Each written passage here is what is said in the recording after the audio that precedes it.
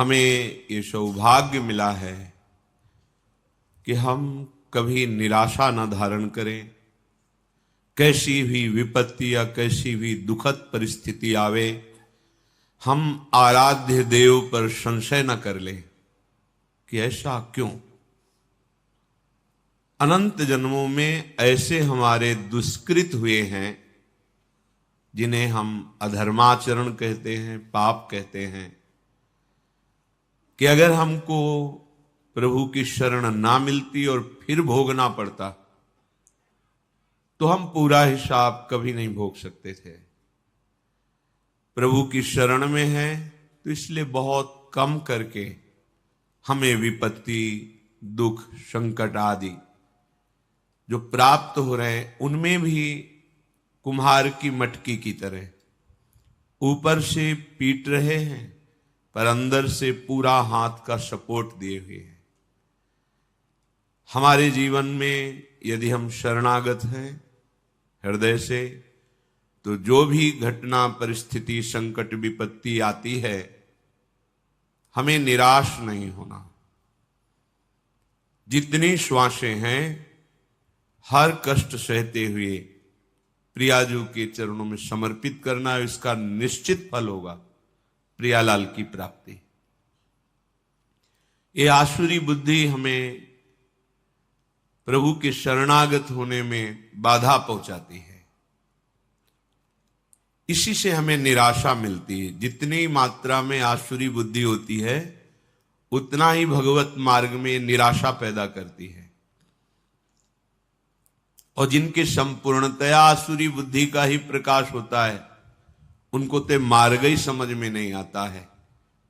आनंद का मार्ग भी उन्हें महान क्लेश और अशांति का मार्ग लगता है। किसी विपत्ति घटना में बहुत बड़ा मंगल विधान प्रभु का छुपा होता है।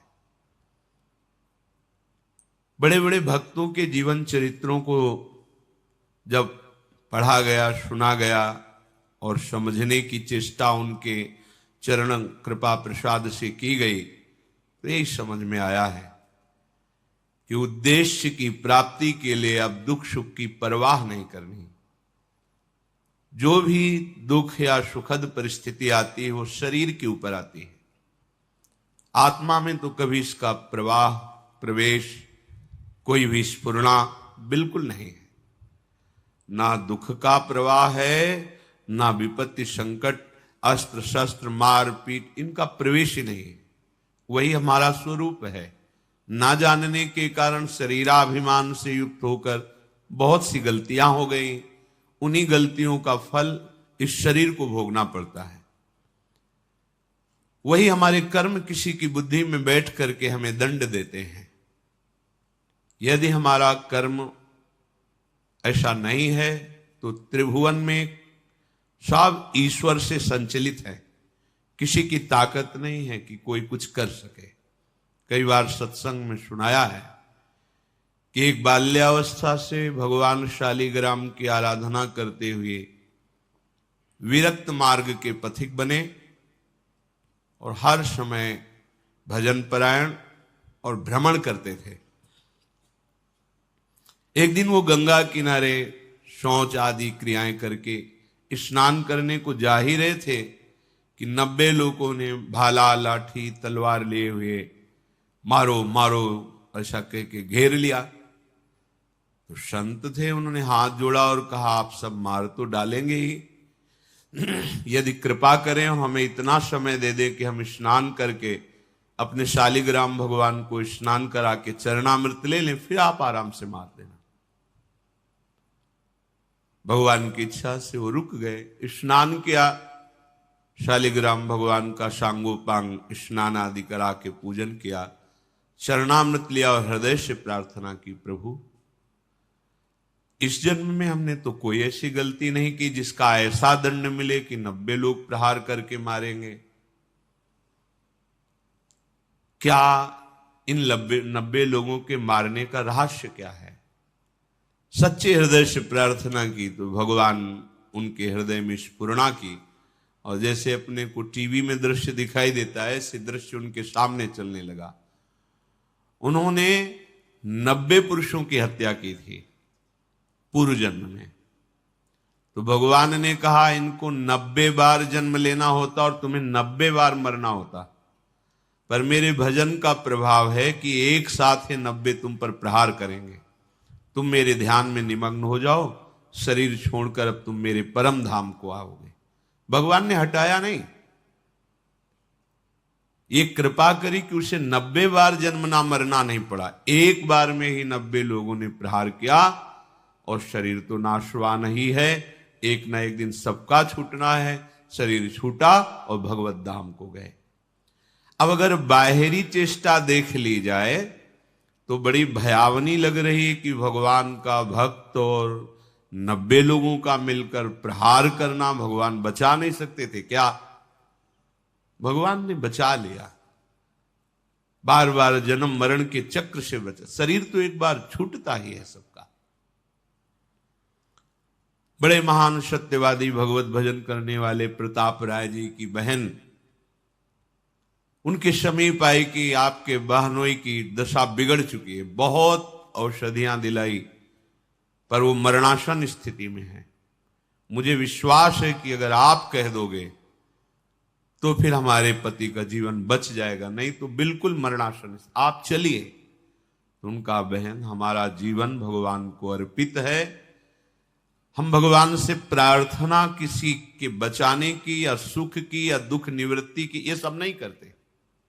आज तक हमने कभी कोई कामना ही नहीं की अपने प्रभु से। पर जब बहन ने बहुत हठ किया तो गए, उनके बहनोई का सर गोद में रखा अपने, वो बहन के पति का, और माथा सहलाते हुए एकाग्र हुए भगवान से प्रार्थना की कि हे प्रभु करुणा करो, इनके कर्म संस्कारों को भस्म करके इनको जीवन दान दो। इतने एकाग्र थे कि उसी समय जो उनके पति थे वो बेहोशी अवस्था में थे। तो देखा कि भगवत पार्षद आए और उनसे कहने लगे कि अब तो हम तुम्हें नहीं प्रभु के पास ले जा पाएंगे, क्योंकि इतने महान भक्त ने संकल्प कर लिया है।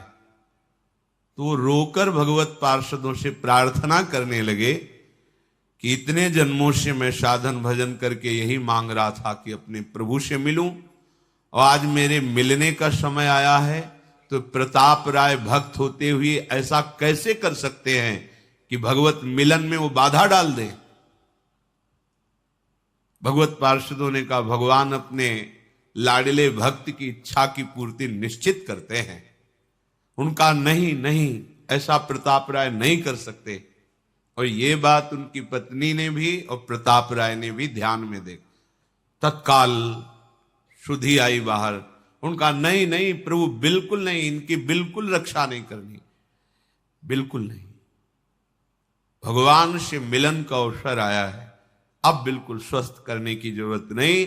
अब आप, ये बात बहन ने भी देखी, उन्होंने कहा हाँ बिल्कुल नहीं। अभी तक हम अज्ञान की धरा में चाह रही थी कि इनका शरीर स्वस्थ हो और ये मेरे पति हैं, मैं सुखपूर्वक जीवन व्यतीत करूं, पर आज मुझे पता चला कि भगवान का विधान बहुत जन्मों के बाद आज मिलन का हुआ है, तो हम अपने सुख के लिए इस भगवत मिलन में बाधा नहीं डालेंगे। अगर भगवान ना बताते तो कैसे कोई रहस्य समझ पाता? ऐसे ही अपने लोग हैं, अपने लोगों के ऊपर भगवत कृपा है। अब जो भी विधान हो रहा है भगवत कृपा से युक्त हो रहा है। कहो सो कहां जहां प्रभु नाही, कोई ऐसा स्थान नहीं जहां प्रभु ना हो।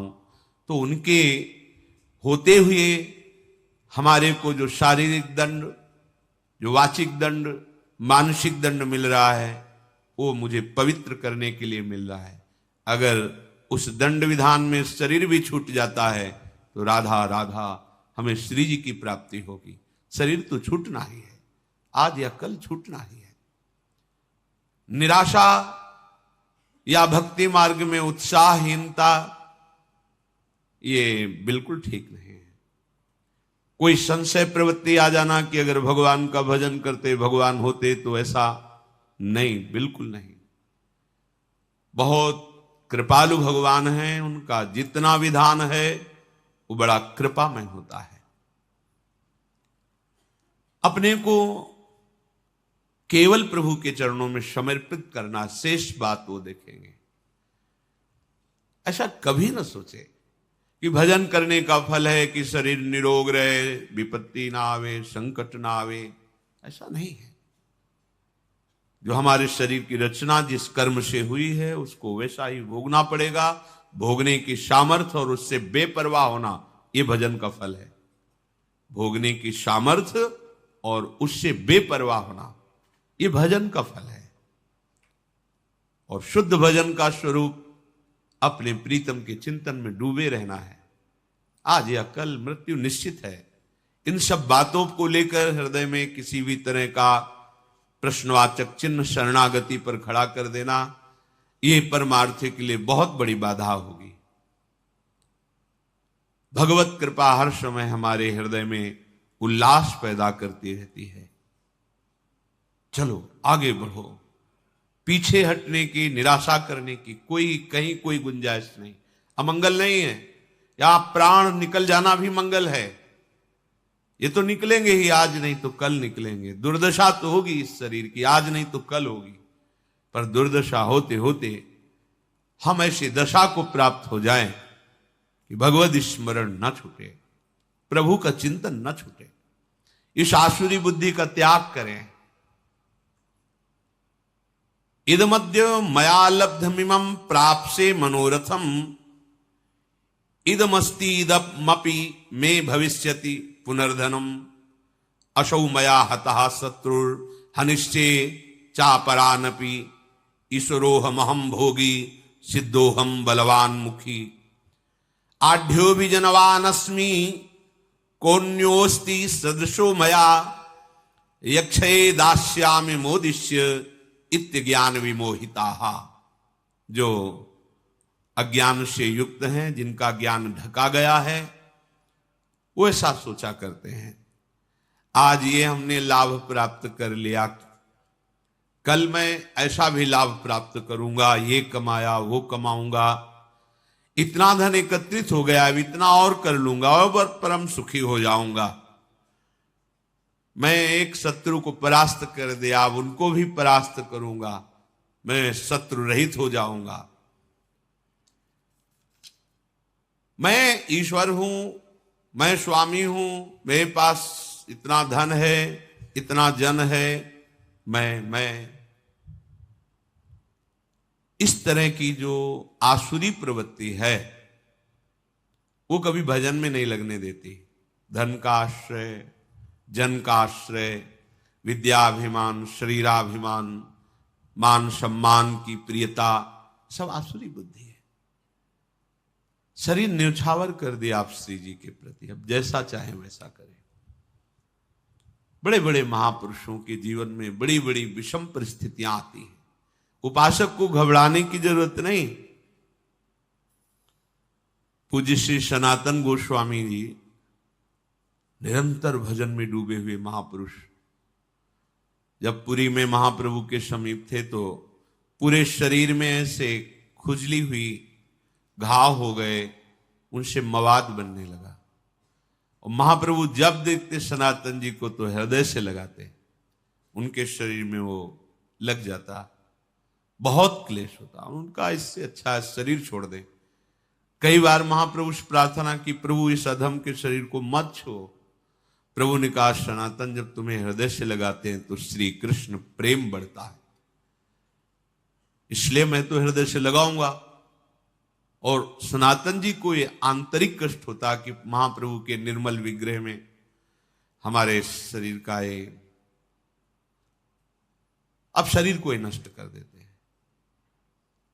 रथ यात्रा में जगन्नाथ भगवान की जो होती है, विचार किया वहां अपने शरीर को श्री ठाकुर जी के रथ के नीचे दबाकर पूर्ण कर देते हैं। महाप्रभु को उनकी मानसिक भाव का पता चला। महाप्रभु ने कहा, सनातन अभी शरीर तुम्हारा है, इस शरीर के रखने या छोड़ने का भी अधिकार तुमको है। उनका प्रभु ये तो आपको समर्पित। फिर आप ऐसा कैसे सोच सकते हैं? जब आपका अधिकार ही नहीं है, आप शरणागत है, आपने तन मन प्राण समर्पित कर दिए हैं, फिर आपको ऐसा सोचने का अधिकार नहीं है। प्रभु बहुत दुख होता है जब आप आलिंगन करते हैं और आपके ऐसे दिव्य कंचन वर्ण शरीर में वो हमारे घावों का हमें बर्दाश्त नहीं होता। दौड़कर महाप्रभु ने हृदय से लगाया, तत्काल दिव्य शरीर वो सब खत्म। बड़े बड़े महापुरुषों को शारीरिक व्याधियां, सामाजिक विपत्तियां ये सब आती हैं। इसका तारतम्य भजन से नहीं जोड़ना चाहिए कि अगर हम श्री जी के हैं तो ऐसा क्यों हो गया, श्री जी के हैं तो क्या वो ठीक नहीं कर सकती, ये सब नहीं। हमारा उद्देश्य भगवत प्रेम प्राप्ति है। हमें अपने उद्देश्य पर दृष्टि रखना है। भगवत प्रेम का स्वरूप है प्रतिपल सहज निरंतर अपने आराध्य देव का चिंतन होना, और कोई आकांक्षा न रह जाए किसी भी लोकांतर के भोग की, किसी सुख की कोई आकांक्षा न रह जाए, नहीं रह जाएगी। बड़े बड़े सिद्ध महापुरुषों को यही अपने वृंदावन ब्रज क्षेत्र में महामहिम श्री पंडित बाबा जी महाराज, पंडित रामकृष्ण जी महाराज, ऐसे महापुरुष जो बाल्यावस्था में ही भगवान के साथ कंचा गोली खेलते थे, गोविंद देव जी के साथ। एक भंडारा किया तो संतों के पास अर्थ आ जाता है तो संत सेवा में लगता है, ठाकुर सेवा में लगता है। संत सेवा हुई, शाम के कुछ ऐसे जन पधारे जो स्वभाव में आसुरी प्रवृत्ति रखते थे। कहा बाबा खीर पुआ बटा हमको भी खवाओ। भैया हो तो मध्याह्न में राज भोग लगा, बट गया, अब तो है नहीं। लाठी से प्रहार किया, खोपड़ी फूट गई, रक्त स्राव होने लगा, और वो कुटिया में गए तो उन्हें कुछ मिला नहीं, तो वही अपने गमछे से फिर पट्टी बांधी। इतने बड़े महापुरुष जो बाल्यावस्था से भगवत साक्षात्कार किए सिद्ध महापुरुष, इसका कोई महत्व तो नहीं है। किसी ने पीट दिया, किसी ने गाली दे दिया, कोई विपत्ति आ गई, कोई रोग आ गया तो बोले इनका भजन लघु है, इनके भजन में ताकत नहीं है क्या? नहीं, जिसने मारा था वो भस्म हो जाना। अभी साधुता समझते क्या हो? ये नहीं, मार्ग को समझिए, नहीं तो माया का कार्य है संशय और अविश्वास पैदा कर देना। संशय और अविश्वास ये जीवन का सबसे बड़ा संकट है, जो अनंत जन्मों के लिए बीज बो दिया भगवत विमुख होने का। इसलिए कभी संशय नहीं, कभी अविश्वास नहीं। जैसी भी परिस्थिति, बढ़ते चलो आगे, आगे बढ़ना है। अमंगल शब्द है ही नहीं, विश्वास कर लीजिए। कितने हम आपको चरित्र बताएं महापुरुषों के, जिनकी निरंतर भगवदाकार स्थिति है, ब्रह्माकार स्थिति। हमने उनके दर्शन किए। बरगदिया बाबा नाम के गांव में क्या होता है कि जैसे जो प्रधान वृत्ति होती है उसी में संत का नाम रख दिया जाता है। तो बरगद के वृक्ष के नीचे रहते थे, गंगा किनारे, तो उनको बरगदिया बाबा कहते थे। जैसे एक संत भगवान आजीवन केवल सतुआ ही पाए तो सतुआ बाबा उनको कह दिए। एक संत भगवान थे कि वो जो भी आवे कितना बड़ा करवा रखते थे, पंजीरी देते, उन पंजीरी बाबा कह दिए। संत लोग, संत जनों के नाम गांव के लोग अलग रख देते, गुरुजन नाम रखते वो अलग होता है। संतों बरगदिया बाबा उन्हें कहते थे। उनके पैर में जरा सा ऐसे खत हुआ, फिर सड़न शुरू हुई, पूरा पैर मवाद से। कोई भी जाता बाबा दवा, ऐसा नहीं, कीड़े पड़ गए। बाबा कीड़े पड़ गए हैं इनके। नहीं, उनका भी प्रारब्ध, खाने दो उनको। चेहरा प्रसन्न, हर समय ब्रह्माकार वृत्ति, शरीर से निष्प्रिय। ब्रह्माकार वृत्ति अर्थात साक्षात ब्रह्म रूप, और शरीर पैर में कीड़े पड़े हुए हैं। इसका तारतम्य भजन से नहीं जोड़ा जाता। यहां संत कॉलोनी में रहते थे, पूज्य स्वामी श्री महेशानंद गिरी जी महाराज काफी समय पहले ही पधार गए। बहुत ही ज्ञानी, समस्त शास्त्रों के और बहुत ही गंभीर और छुपे हुए महापुरुष, मलिन चद्दर लाल रंग का, ऐसे अवधूत। जब जाते बात करते तो ऐसा लगता जैसे अमृत पिला रहे हो, शास्त्रों की गूढ़ बातें, साधना की गूढ़ बातें। तो जो संतों की मंडली चलती रहती ना, सुबह देखो परिक्रमा मार्ग में, उसी मंडली में एक संत बड़े ही ऊंची स्थिति के, एक गशाहरी होती है या अंगुलियों के मोड़ में, जहां से वो फिर धीरे बहुत ही जलन पैदा करती है। 2-3 दिन मंडली में नहीं गए तो स्वामी जी महाराज उनके समीप गए, महेशानंद गिरी जी, और देखा उनका। स्वामी जी रामकृष्ण मिशन, चलो इसका ऑपरेशन। नहीं नहीं स्वामी जी, 2-4 दिन में ठीक हो जाए। धीरे धीरे वो बढ़ी, फिर हाथ में 10 दिन बाद गए तो यहां तक हाथ ऐसे पीला मवाद से भरा। उनका स्वामी जी अब तो आपको चलना पड़ेगा, अब आपकी बात नहीं सुनेंगे, आपको चलना पड़ेगा। हाँ ठीक है, तो कल तक का समय दे दो, कल हम चलेंगे। हाँ स्वामी, कल तो हम गाड़ी लेके आएंगे, रामकृष्ण मिशन आपको ले। कल जब गए तो आसन में से बैठे, निष्प्राण हो चुके थे, शरीर चला गया। महापुरुषों जो भगवत चरणारविंद में इतने तल्लीन हैं, वो चाहें तो नई सृष्टि कर सकते हैं। वो अपने अंगों की पीड़ा को नहीं मिटाया, क्योंकि जानते नाशवान शरीर, इसको भोग लेते हैं और प्रिया प्रीतम के समीप चलते हैं।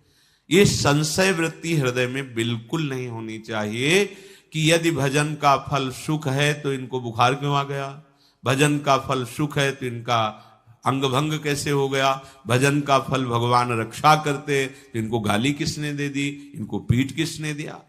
हमें सावधान रहना है, हमारी निष्ठा में परिवर्तन ना आने पावे, और चाहे जैसी परिस्थिति हो वो हमारे प्रभु से पास होके आ रही, पक्का समझ लीजिए। हमारे द्वारा कितने भयंकर पाप हुए तुम क्या जानो। तो मेरे कृपालु प्रभु आज कृपा करके उनको बहुत कम में भुगता करके अपने मार्ग में ले चल रहे, उनकी कृपा का पता नहीं। हम लोग अज्ञानी केवल वर्तमान को देख, हमने तो भजन किया, कभी कोई गलती की, गलतियों का खजाना जमा है तुम्हारा, आज उनकी कृपा से तुम भजन कर रहे हो। तो ये शरीर जब बना था तो उसका प्रारब्ध निश्चित हो गया था, इस अवस्था में इस दंड को तुम्हें भोगना है, तो दंड दे रहे हैं और उसके साथ दुलार कर रहे हैं, और हमारा अविनाशी मार्ग पुष्ट हो रहा है। कितनी बड़ी कृपा है।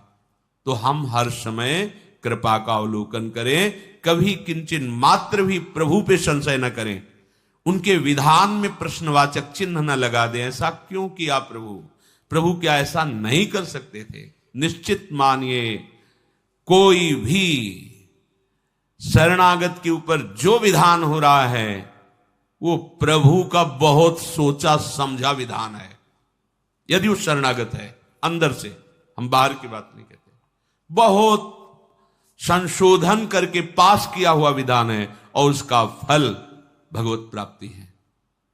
इसलिए कभी किसी भी तरह की संशयात्मा वृत्ति हृदय में नहीं होनी चाहिए। पूर्ण विश्वास के साथ ये प्राणों की बाजी लगाकर इस मार्ग में चला जाता है। नारायण अति कठिन है हरि मिलन की बाट, या में पग पीछे धरे प्रथम शीश दे काट। शीश काट का मतलब अब मेरा अस्तित्व नहीं रहा, अब हरि जाने। जैसा अजात पक्षायु मातरम खगा, जैसे छोटा बच्चा पंख नहीं निकला मां की बाट जोता रहता है, ऐसे बस हरि की बाट जोनी, प्रियाजू की बाट जोनी। जैसा वो चाहे वैसा विधान करें। वो ईश्वरों के ईश्वर हैं, हम उनके दास हैं, उनकी शरण में हैं। अब जैसा वो चाहेंगे वो मंगल विधान करेंगे। हमें निरंतर भजन में, अगर हम बेहोश हैं तो हमारी गति नहीं, हम सुसुप्ति में हैं तो हमारी मति नहीं, यदि हमें चेतना है तो हमारी गति मति सिर्फ राधा ही राधा। चाहे अंग अंग काट दिया जाए तो भी राधा ही राधा। हमारी पूर्णता इसी में है। हमको इसको लेकर के नहीं बैठ जाना कि हमारे चोट लग गई, अब भजन नहीं होगा, हमें को ये हो गया, अब कैसे हम विश्वास करें। नहीं, मायाकृत शरीर पंचभूत रचित, ये अपने अपने तत्वों में लीन होगा। पानी पानी में, मिट्टी मिट्टी में, आग आग में, वायु वायु में, आकाश आकाश तत्व में। ये हमारा स्वरूप नहीं है, ये हमारे भजन का फल नहीं है, ये हमारे कर्मों के अनुसार मिला है। अब भजन का फल मिलेगा हमारा सहचरी वपु, जिसमें न काल का प्रवेश है न माया का प्रवेश है, और सदैव प्यारे जू के समीप। हम उसमें घाटा नहीं कर सकते। इस शरीर को नष्ट होना ही है। अगर ये नष्ट होते होते हमें प्रियाजू का सहचरी वपु प्राप्त हो रहा है तो इतना बड़ा लाभ है कि करोड़ों प्राण देने पर भी ये सौदा नहीं होता। प्राण दिए यह प्रेम न पई, प्रेम बपू जो मिल रहा है। इसलिए इस शरीर की जो हो रही गति होने दो, राधा राधा राधा, आगे बढ़ो। ऐसा शरीर मिलेगा जो चिदानंद बपू प्यारे जू के समीप। अगर इसी पे आसक्त होकर इसी की घटना, इसी की परिस्थिति विपत्ति में फंसे रहे तो प्रिया प्रीतम का चिंतन नहीं होगा। फिर तो ये छूटेगा तो ऐसा ही दूसरा फिर पांच भौतिक मिलेगा, कोई भी जीव जंतु का शरीर मिलेगा। इसलिए बहुत विवेक की आवश्यकता है। माया अपनी आंधी तूफान चला करके आपको सत मार्ग से डिगाने की चेष्टा करेगी। वो ऐसा अनुभव कराएगी कि भगवान है ही नहीं, उसका काम है। जैसे भक्ति अनुभव कराती है सर्वत्र भगवान है, ऐसे माया अनुभव कराती कहीं कोई भगवान नहीं है। ये उसका जादू है, ये उसका जादू है। आपको लगेगा अगर कहां भगवान है, पुकारा आए क्या, नहीं आए ना, नहीं है, ये अनुभव माया कराएगी। हमें परास्त नहीं होना। आप आओ ना आओ, हमने आपसे प्रेम किया है, अपना जीवन दिया है। अब आप जैसा चाहो व्यवहार करो हमारे साथ, क्योंकि हमारा कुछ है ही नहीं, वो आपका है। आगे बढ़ो, बिल्कुल कहीं किंचन मात्र भी पीछे की तरफ कदम ना हो जाएं। सत्संग का यही फल है। हम जहां हैं इतनी दृढ़ता पूर्वक पैर रखें कि पीछे नहीं, बढ़ेंगे तो आगे बढ़ेंगे, नहीं तो खड़े खड़े पुकारते रहेंगे, आपको आना पड़ेगा। हमारे कदम बढ़ेंगे तो आगे बढ़ेंगे, अब पीछे नहीं।